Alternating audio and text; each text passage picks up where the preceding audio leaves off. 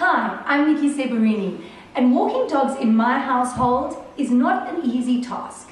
There's lots of barking, yelping, pulling, arguing. It's absolute chaos.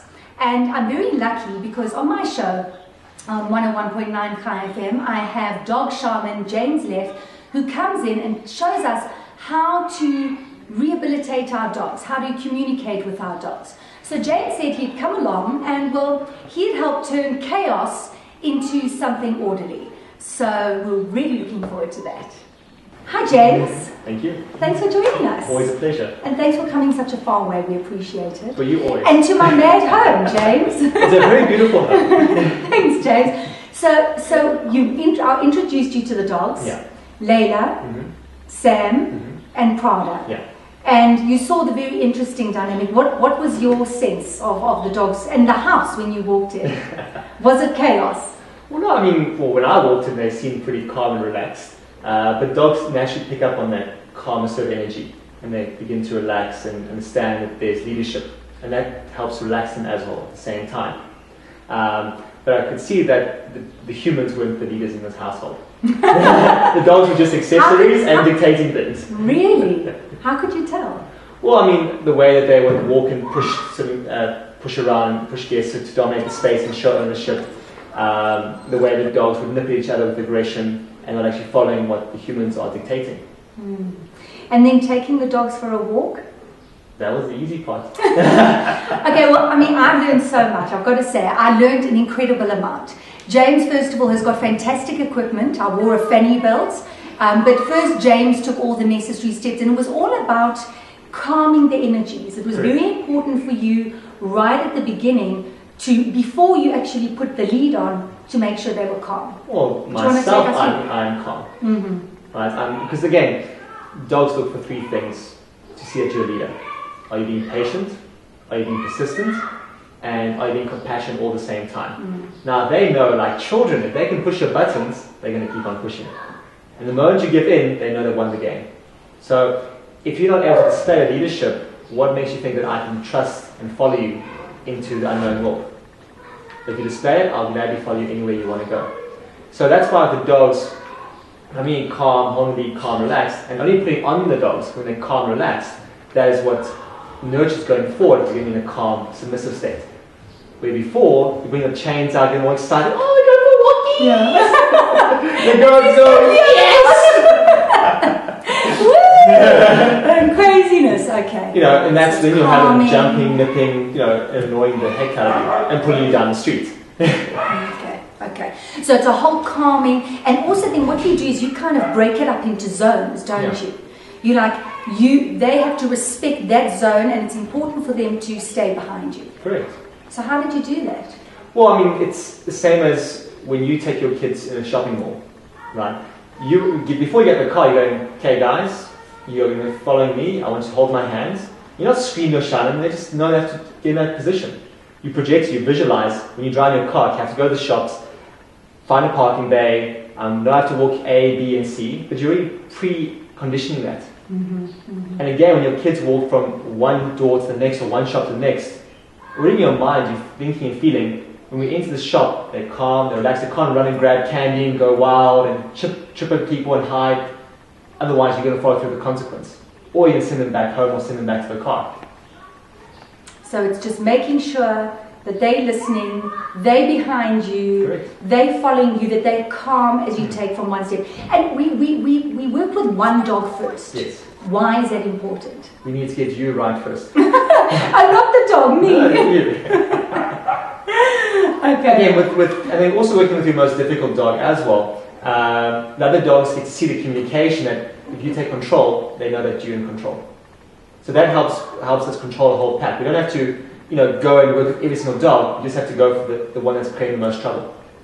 And they see, right, you're calm, you show the right leadership, I'm actually going to follow you. You've displayed that leadership. Now you talk about visualizing the space as well.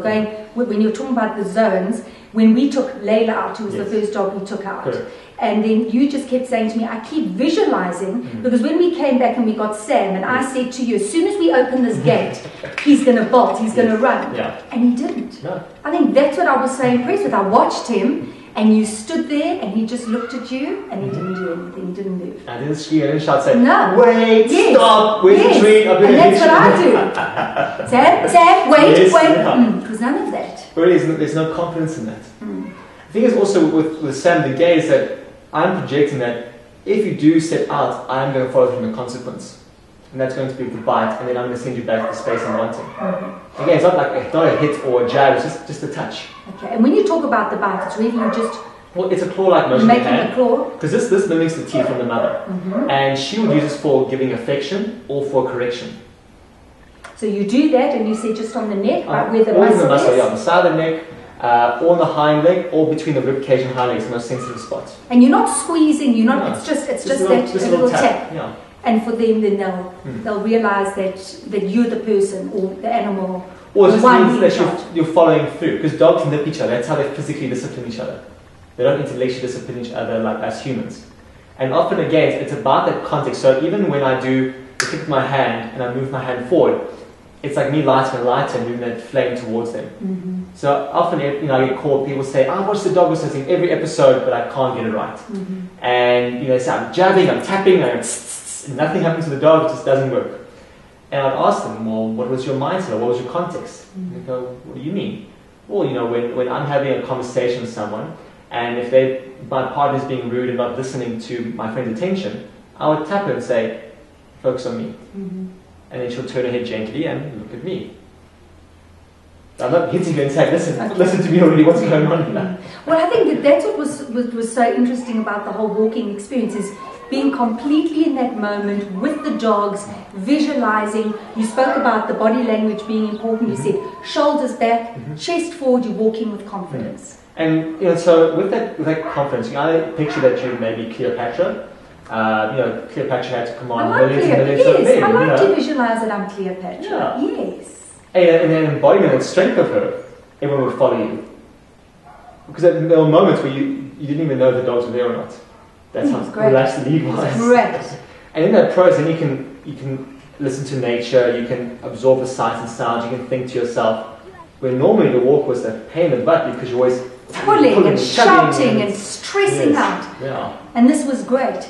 Also, we used a stick. Can you just explain the importance of the stick? Okay, so the reason why we used the stick was not to try and beat the dog or hit it or be abusive. It was, first of all, to break your pattern. Because for years, your muscle memory conditioning has been to do this whole tension of the arm. And for me to always correct you or to try to tap you or try to explain things to you would get too intellectual. Especially you, being a woman of very high IQ, you would focus on perfection. And my job is to help you get the feeling, the understanding. And now every time you're pulling and tugging, you're getting frustrated, you're not going to project that energy the dog needs. So by using the pole, we're breaking your pattern. I'm using the pole as an extension of the hand with the bite. So when I'm holding the pole, I'm not holding it stiff and tight. I still have loose fingers. So I'm still actually mimicking that whole biting action. And I'm allowing the energy to flow through my body. If I have a stiff hand, I block all that energy. And that's what I want to do. And the whole thing I'm walking is, all I'm focused on is the line the dog cannot cross. So I just swing the pole. If the dog goes into the pole, it's a consequence to itself. I'm helping the dog teach itself. Just like with your own kids, you told them the stove is hot. They never learned until they touched the stove.